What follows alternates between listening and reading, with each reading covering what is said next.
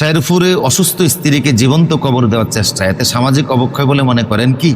যে অবশ্যই এটাকে সামাজিক অবক্ষয় বলে মনে করি। এটা শুধু সামাজিক অবক্ষয় না, সমাজের ক্যান্সার। সমাজের রন্ধ্রে রন্ধ্রে প্রতিটি দ্বারগোড়া এখন এই ক্যান্সার প্রবেশ করেছে। সামাজিক অবক্ষয় বলতে আমরা কি বুঝি? কিছু জিনিসের অবনতি হওয়াকে সামাজিক অবক্ষয় বলা হয়। কিসের অবনতি?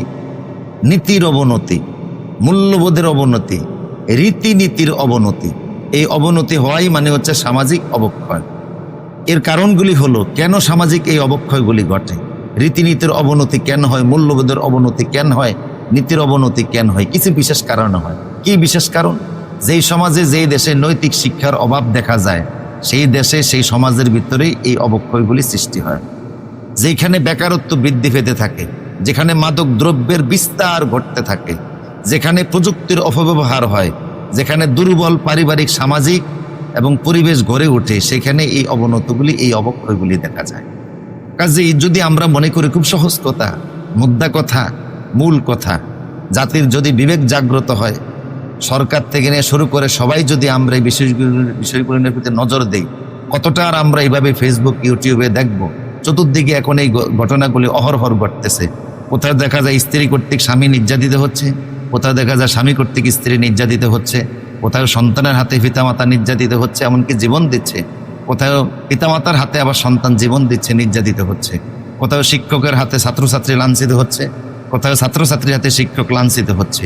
এরকম করে সামাজিক অবক্ষয়গুলি দিন দিন আমাদের বেড়েই চলছে। এর প্রতিকারের জন্য আমাদের ভাবতে হবে।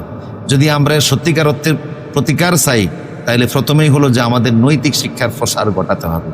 নৈতিক শিক্ষা মানে হচ্ছে যেই শিক্ষা অর্জন করলে পরে পরকালীন জবাবদিহিতা নিশ্চিত হয়, সেই শিক্ষা হচ্ছে একমাত্র কোরআন এবং সুন্নাহ ভিত্তিক শিক্ষা। যখন মানুষ মনে করবে যে ইয়াউমা ইয়াকুমুন নাসু লিরাব্বিল আলামিন, প্রতিটি মানুষকে আল্লাহর সামনে দাঁড়াতে হবে, এবং ফায়াউমা ইযিন ইউসআলু আন যামবিহি, প্রত্যেকটা মানুষের কৃতকর্মের ব্যাপারে আল্লাহর সামনে সেদিন তাকে জবাবদিহি করতে হবে। এবং এই বিষয়টা যখন কারোর ভিতরে আসবে, ইয়াউমা ইযিন তুহাদ্দিসু আখবারাহা, যেখানে যে অপরাধ করেছে প্রত্যেকটা অপরাধের ব্যাপারে তার শাস্তি নিশ্চিত করা হবে। এই নৈতিক শিক্ষা যখন কোরআন সুন্নাহ ভিত্তিক শিক্ষা কারোর ভিতরে আসবে, তখন সে এই সমস্ত অপরাধ ছেড়ে দিলেই সমাজ আস্তে আস্তে উন্নত হবে। আরেকটি হচ্ছে যে কর্মসংস্থান সৃষ্টি করতে হবে, বেকারত্ব দূর করতে হবে, বিশেষভাবে মাদক দ্রব্যের অপব্যবহার রোধ করতে হবে, এবং সবাই মিলে একটি শক্তিশালী সামাজিক পরিবেশ গড়ে তুলতে হবে। সবাই সবার প্রতি খেয়াল রাখা, আন্তরিক থাকা, এবং সবাই সবাইকে বিশেষ সম্মান এবং মর্যাদার ভিত্তিতে দেখা।